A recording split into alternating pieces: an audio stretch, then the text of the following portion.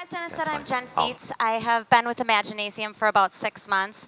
As we were putting together this presentation, we started to get excited about the opportunity to continue to help organizations that we work with meld their HR and marketing departments. So how many HR people do I have in the room today? How many marketing people? And then the rest of you do a lot of all of it, I'm assuming, because I know many people wear many hats in organizations. So if you have done any business with us and have gone through the Live Your Story process with Imaginasium, you have experienced our customer experience ecosystem. We believe marketing only works as a part of a bigger picture. So when you're working with our team, we focus a lot on the culture and engagement and brand because those things overlap your entire organization. Now more than ever, we are seeing a lot of blurred lines when it comes to marketing and HR. For some time now, I think that marketing has realized that they need HR. Back in like 2005, I worked for a large auto and home insurance company here in Green Bay, and one of my very first assignments was, we need you to launch an internal communication plan. We need it to be focused on making sure that employees within that organization really understand how much we value them and how much they impact revenue, client retention. Make sure they understand the strategies that go into creating revenue and really being a part of who the organization is. That was my first take on ever working with the HR department. I never even imagined that marketing would work with HR, but HR helps us. They're focused on operational development, and marketing needs the inside to be working in tandem with what's happening on the outside. However, the new big switch is that we have begun to see that HR is starting to realize that they need marketing because the same tactics and applications that happen for an external brand are also being applied for internally when it pertains to recruitment. So if you look at the importance of identifying and nurturing potential customers, those same things we do on the marketing side to do that are used now to ensure that we bring in customers are also being used to impress and bring in candidates for your organization. So here are some stats. Miles and I probably sifted through 100 stats, and there's so many, and if you're at all connected with anything HR, you know that these exist out there. But the best candidates are off the market within 10 days. I mean, that's like the housing market. A house goes on the market and it's off. So your window of time to really capture those active candidates is really, really, really tight. The competition for talent is so fierce that premier employer brands like Salesforce are sending candidates thank you notes following the interview and not the other way around. When I applied for my first job in the 90s out of college, I was sending lots of thank you notes, just thankful that people were giving me the time to sit down and speak with them. It's the other way around now. And the thing is the environment, the job-seeking environment is changing, but the job seekers have changed. Most candidates can take a few easy steps online and they can decide in moments whether or not they even want to consider you as an organization because there are so many digital arenas for them to investigate without ever having a face-to-face conversation with anyone, even a word-of-mouth conversation with somebody that they might know is employed there. We have done a few coffee shops leading up to this talking about our employer branding, and that is really important. Your culture is important. It's who you are, and it is critical in the success of so many things, marketing, recruitment. But what we found in some of the feedback we got is people are really looking for some tactics. What are some things that we can apply in the marketplace to help us get the right candidates quickly in our organizations? So we would never, as a marketing firm, say, here's a bunch of tactics and go apply those. There's obviously some strategy that goes into that. So we want to touch very quickly on some strategic steps you want to take before you start looking at digital tactics.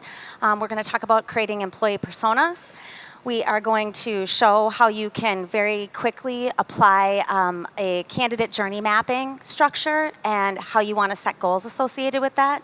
And then we're going to go through some strategies, tactics, and how to track and measure those things.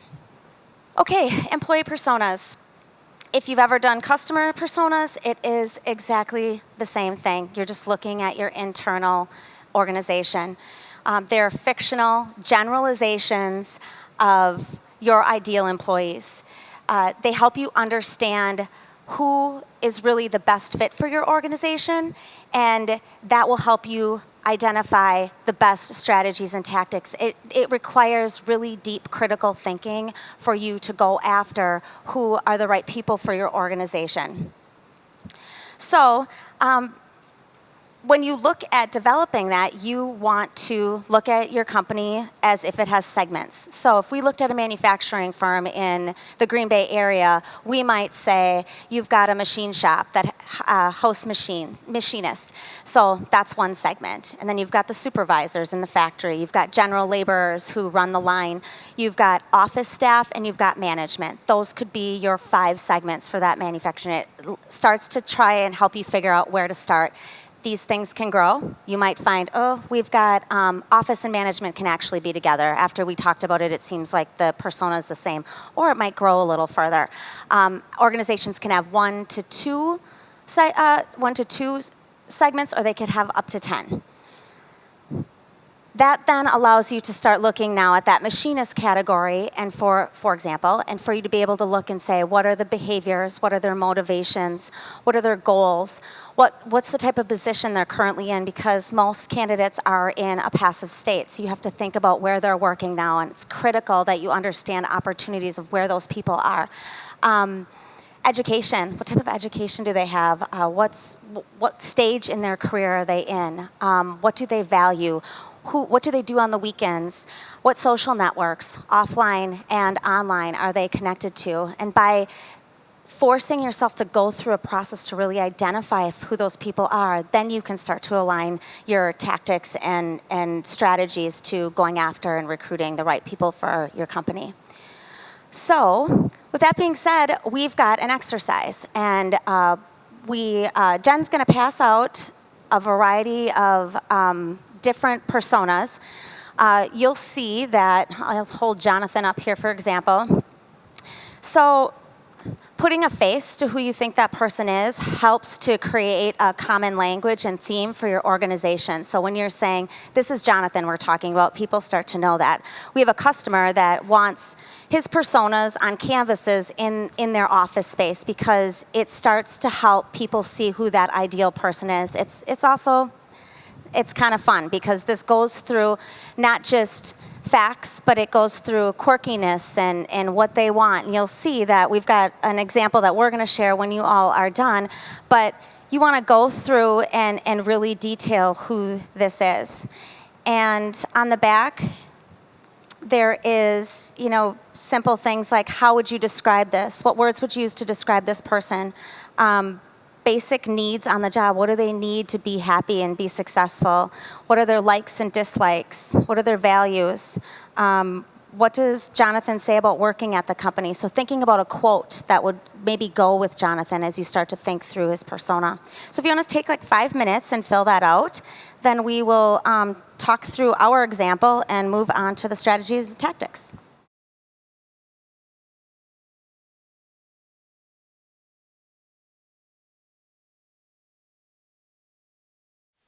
To work through that, Jen is going to drop off a completed one, and so I just want to walk through this because it obviously takes more than 5 minutes to do some deep thinking about your ideal candidate here. But she's dropping off Kurt, and Kurt works in the plant. He's a machine operator. He's 30 years old. He's been in the workforce since he graduated from high school. He operates converting equipment in the paper industry. He has a high school diploma. He is not married, but he is dating and has 1 child. He has a cabin in Rhinelander and is an avid hunter. He grew up in the Appleton area and has Sunday dinners with his family. He checks Facebook 1 to 2 times per day and frequently checks Instagram. He's described as loyal, hardworking, driven, competent, fun, always looking for a better way. He's easygoing. His basic needs on the job are genuine career advancement, job security, consistent hours, work-life balance, and free beer on Fridays. 12-hour swing is what he likes about his job because he works 15 days a month. Physical nature of the job, him being active, he loves that. He likes his supervisor, and he loves the camaraderie he has with his coworkers. He does not like the dirty, dusty work environment, the no tobacco policy, no on-site daycare for his daughter, no food options on-site or in the immediate area. Kurt's values are accountability, dependability, sense of humor, and hardworking. Kurt has been quoted as saying, "The right team in this environment ensures we have fun each and every day. We're like a family." So as you start to dig deep into who the ideal candidate is for each segment, you start to develop a personality. You can see who the person is. You can start to think about where that person works. You can start to think about where they shop, where they live, where they might see anything about your organization. And when you do this, it helps you truly connect the right strategies and tactics to get them to come and take on a job with you. The next step in any marketing effort, and is the same with recruitment, is the way that you tie what you now have defined about your candidate to the journey that they have to take with your organization all the way through hire.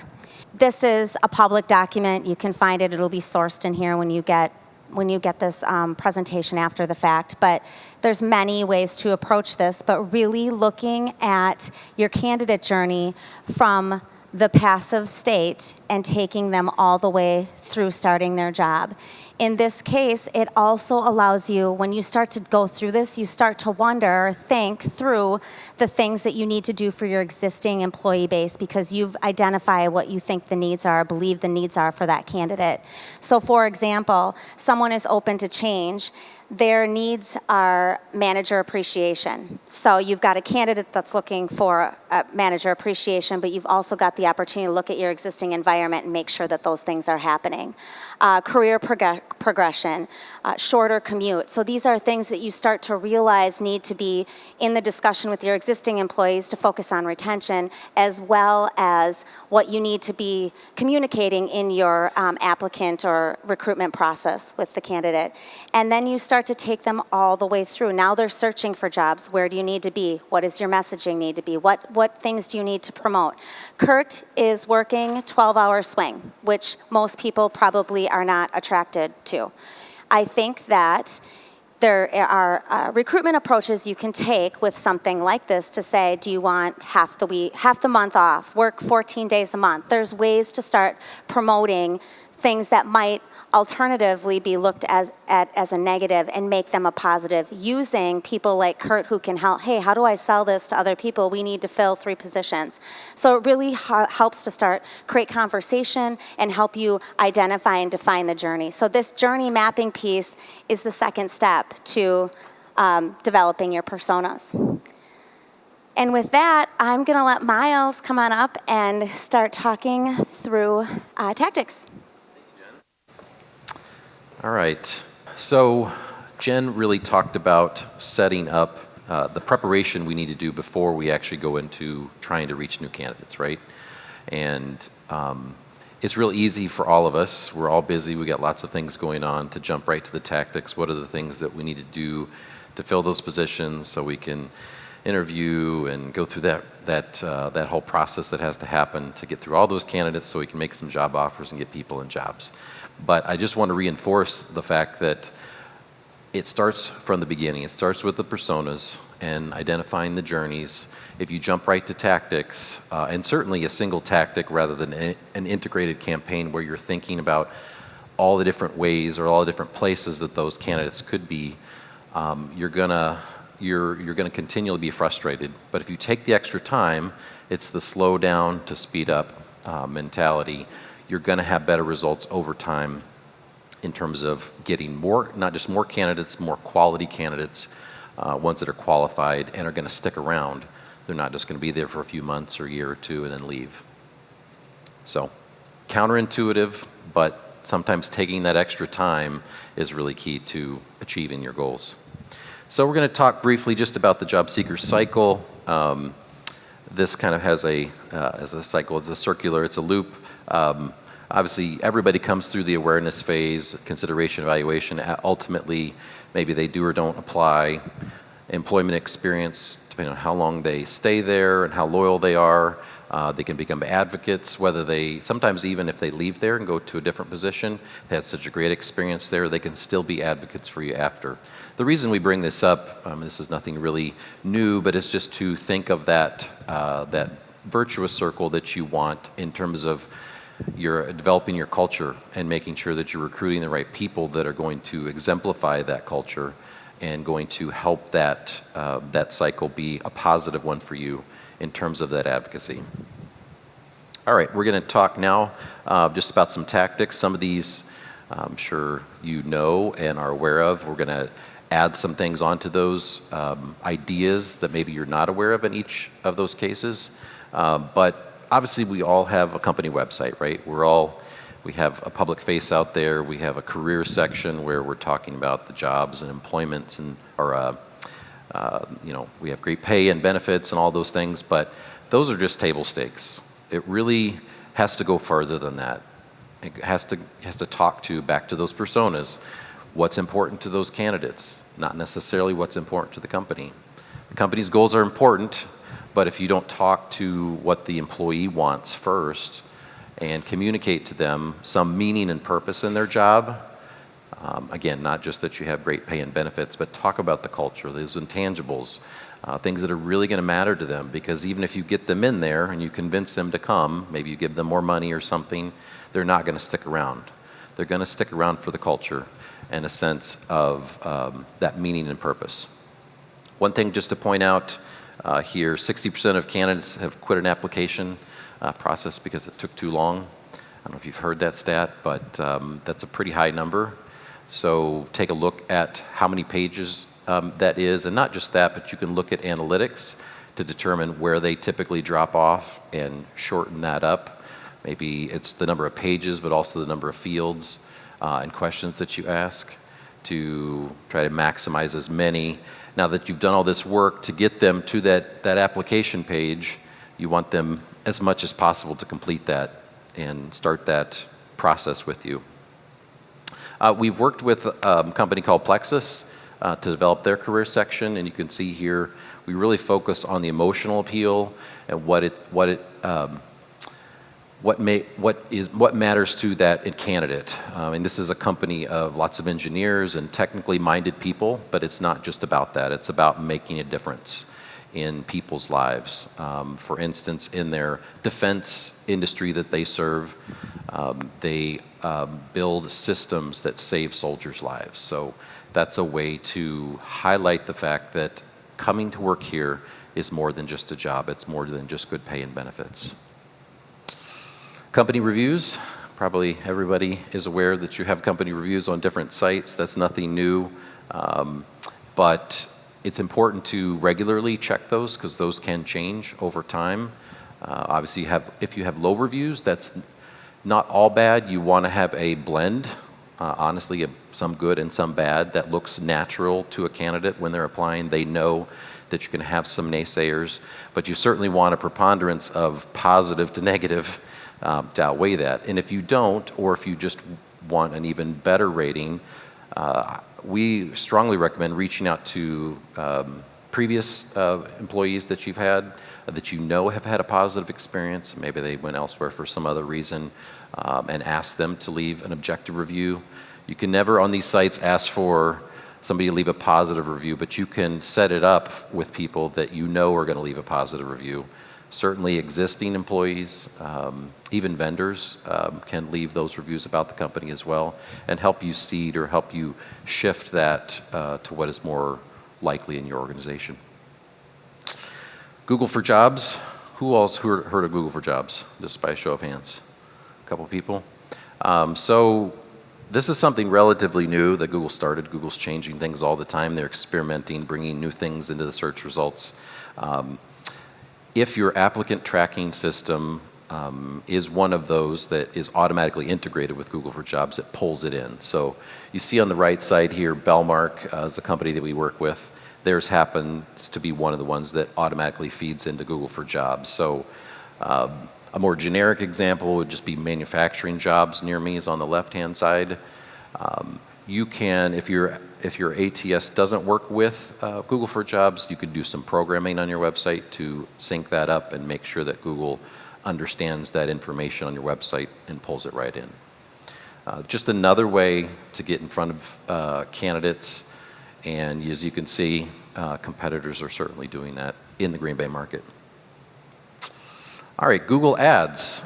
We've all seen the ads for whether we're shopping for shoes or shopping for something else online, but it's another way to get in front of candidates to search that are searching for a particular keyword. Maybe it's a specific job title, or maybe it's something else that's not specific to a job, and you can bring them in with a piece of content that helps them understand more about your culture first before you jump right to get them, trying to get them to apply for your job right away. And I did want to point out too that here in the search results, the ads are obviously on top because that's where Google makes its money. And you have Google for Jobs down here, and then you have the rest of the search results down at the bottom below that. But this is a way to have a couple of placements and even compete in the short term in ads if you're working on a solution to get your applicant tracking software to work with Google for Jobs. All right, Google search operators. Anybody used a search operator, and that means like a keyword with a colon and then something else after in the Google search? Somebody use that? We all use Google search every day, and we just type in keywords, right? They have a whole list of, I don't even know how many different search operators you can use. I use it for SEO purposes to check out competitor sites and look for particular keyword phrases on a particular site. But one of the ways you can use it is to find resumes with specific information tied to your local market. So just show you an example or an example here. In title and in URL are two advanced search operators that you can use just in a Google search bar. So what you can do in either case is you can say in title, colon, and then you want resumes, right? So in title just means the title of the article. In URL means the word is in the URL, the Imaginasium.com/Miles resume, let's say, right? So it's going to search that first, and then you can layer on top of that, in this scenario, software engineer, in parentheses, because I want that to be the exact keyword phrase that I'm targeting. And then JavaScript, I want them to specialize in JavaScript. Then we can add on top of that some negative modifiers, so we can use the minus sign in front of sample, example, template. Like we don't want to see just companies that have put up resumes that are just fake examples, to show people something.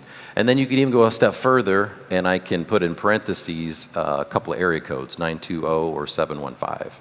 So I can literally go out and find a passive candidate that has a resume on the web, but maybe they're not actively looking. And this is what you find. So this particular example, the top result, this Jonathan Felchin, he's in Seattle, Washington. I didn't do the 920 or 715 area code modifier in this example, but I did it, and there is some search results in the area for this particular search string. So just another way to think outside the box and reach candidates and reach out to candidates that might be in a quasi-active, quasi-passive. I mean, they have a resume out there, but they may not be actively looking. Reach out to them, tell them about your opportunity and your culture, and again, going back to that persona, what matters to them relative to what you have in the job position. All right, specialized job boards. Anybody post on job boards that are not like Indeed or LinkedIn or some of the major ones, like they're just for marketing, or they're just for manufacturing, or they're just for specialized industry or department. Anybody? It's just another way to reach candidates that are looking for a specific job. They're not going to a large job board. Maybe they're in marketing, let's say. Big Shoes Network is a regional, it's in Wisconsin, Illinois, I think a couple other states here in the area. But candidates, they might be looking at Indeed too, but maybe not. Maybe they're just focusing on that particular job board for marketing jobs because they know there's good quality ones there. There's several other here. We just picked some different manufacturing job boards. These are all national, obviously. So you're going to get candidates who, it may be limitation for them to move or you to relocate them, but at the same time, maybe there are certain positions where it does make sense and you are able to pay the relocation, and targeting a manufacturing job board is the right thing to do. Social media should come as no surprise to anybody. Social media is what we're all on and we're all addicted to, frankly. But you can put, and one part of it is having an active presence in social media, right? So we have social profiles, staying active in there, showing what you're doing in the community and how you're talking about your culture and what your company does for its employees as well as customers and the general community. But then on the flip side of that, doing paid job ads. So you can target pretty specifically certain types of people with certain demographics and just show ads to those people in your particular geography. And that's one thing I failed to mention earlier in the Google Ads. So you're not just advertising necessarily your job all across the U.S. You can target De Pere, or I can target all of Green Bay, or any particular location. So with most of these platforms, you can get pretty granular on the geography as well as the type of person that you're looking for, age, gender, or other interests in those types of categories where you can start to narrow in on focusing on those people back to your personas that you believe are going to be your best candidates. Certainly LinkedIn, Glassdoor, Indeed, I'm sure nothing new. Probably most of you do some of those for different jobs depending on the job and which place you want to post those. But I'll also mention that it's not just about posting a job. Most of those outlets offer you a way to pay to show your job higher or advertise that higher, because once you post it, it starts to fall down in the rankings because as it gets older, even a few days or a week, depending on the competition of other jobs that are in that particular category on that job board. So just something to keep in mind. A lot of times you have to pay to keep that top of mind and get in front of candidates more. And finally, anybody heard of geofencing? This is different from geo-targeting. Anybody heard of geofencing? And this is happening in the Green Bay market. So this is not just some New York or Chicago thing. You can literally show ads to only people in your competitor's building. So I can take somebody else's plant, and when they're at that location, I can show them ads all across the internet. So this is just one actual example here of a Green Bay company in the yellow there, a great career at, we had to block it out, competitive pay, benefits, and training apply at blank or in person. So this competitor is targeting, or this company is targeting all of its competitor locations, and just in that location. So if I leave and go somewhere else, I'm not going to get those ads. But if I'm in that location, I'm going to see those ads. And I would take this a step further. This is good, but you could make it more about what matters to the employee, not just the great competitive pay, benefits, and training. But what is important there at your company that is not at this other company that they're currently working with? And it's a way to poach employees. So with a tight competitive market, you have to do anything and everything you can to bring in those candidates. And frankly, if you have a better culture, why shouldn't you use this? You should use it to bring them into a better place, have a better work-life balance, and just overall better life. Many of these tactics we use, we tend to focus on the active candidates, right? People that are looking, we post on the job boards, make sure our website's ready, social media and all these things. But 70% are passive. So don't forget about those, because if you're And you probably focus somewhat on the passive candidates, but if you look at the time that you spend, you're probably not spending 70% on the passive and 30% on the active. So not that you have to, but keep those passive candidates in mind, because they're often the candidates that you want. They're going to stay longer. They're staying at their employer either because they're loyal, they don't want to job hop, or they don't want to move around a lot. And finding ways to reach out to those passive candidates, while it is time consuming, can often bring you in better quality candidates that are going to stay and also help you maintain that culture that you have there. So let's talk about passive candidates. We kind of have this little matrix here, or decision tree. So passive, we've got it broken down into referrals, individual targeting, and social, just to kind of build on what we've already talked about, some other ways to reach these passive candidates. Some we've talked about. Obviously referrals, I mean, we all know referrals, right? Like, who is in the company, who likes the company, who do you know might be interested in this position. But frankly, and I've been in roles where I've had to hire people, it tends to fall off my radar because you just get busy, and it's something you don't regularly remind employees about. And certainly you can offer a bonus or something if they stay there 90 days or whatever the case may be that you want to target them. But that really comes back to the culture piece and the personas and everything that you're trying to align your culture with the right people that you're trying to bring into the organization. So that's not going to work if you don't have a good culture, or if you're not targeting the right people to come in. They're not going to stick around even if the current employee refers them. Individual targeting, we talked about Google operators, those advanced search operators where you can go find people who have a resume online. Geofencing your competitors, which I think is pretty cool. But don't forget about former candidates. So you have this whole database of people that applied, right, for a job and they didn't make it. So maybe they didn't make it because they didn't have quite level of experience, but in 2 or 3 years, 5 years, the job is open again. Reach out to those people. Maybe they have the experience now. Maybe they were a good candidate otherwise. Don't forget about that, and find a way to do that on a regular basis, because all of these things, it's great to, you come in and see this presentation and we got to do these things, and then you go back and forget about them. But finding a way to systematize those, maybe it's once a year or something, you take a look at that candidate database and what open positions you have. Doing something on a regular basis so you get in the habit of that is going to help you be more effective over time.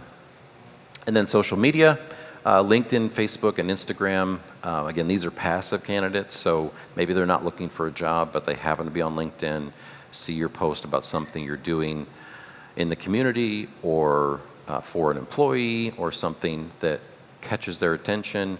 Maybe they're slightly dissatisfied with their job. It's going to catch their eye and bring them in that process. Then, of course, active candidates. On the social side, how social are you on that social media? Again, the culture piece. What does your culture really look like? And make sure that what you're saying online lines up with what is actually happening in your company. Because if you don't, you're going to get them in there and they're going to leave pretty quickly. So that culture piece, again, is really critical. Website, the About Us content, making it about them, not about the company. What's in it for them? What is the emotional appeal? What is the sense of purpose or meaning that I can get from working at your company? And that on the application, making sure it's not too long, that it asks the right questions, gets them to apply as quickly as possible. Reviews, how do you treat employees? They're going to go out there and look, whether you like it or not, they're going to look at the negative ones for sure, and the positive ones, and what overall impression do they have of your company? And is the feedback balanced? You really don't want all 5-star reviews, believe it or not. Research shows that's fake to people. So they want something that's real, and they know that some people are not going to like every company. There's always going to be people that just don't fit there. So that's okay. And then paid ads with keyword search terms, social media, direct, and word of mouth. And lastly, don't forget to jump or to do an integrated campaign, jumping to any one of these tactics without starting at the beginning with personas and that journey, and then a strategy around who are we targeting and where are they and how are we going to reach them with multiple tactics working together. Because in our experience, 9 times out of 10, doing that integrated approach with multiple different tactics is infinitely better results than any one individual tactic alone, or even if you did 1, 2, 3 all individually, that cumulative total is not going to be the same as doing it all at once together. So that's really important to not do those random acts of marketing as enticing as it might be to want to jump to something. Oh, I see geofencing, let's go do that. It's important to take a step back and really think about that entire campaign and what that's, again, going back to those personas and what's going to matter to them. And finally, don't forget to track and measure this. So going back to what Jen said about goals, you got to set up your goals. What are the metrics that you're going to measure at the beginning of that campaign? And coming out of that, make sure you actually do measure that. Take some time to sit down and look at that.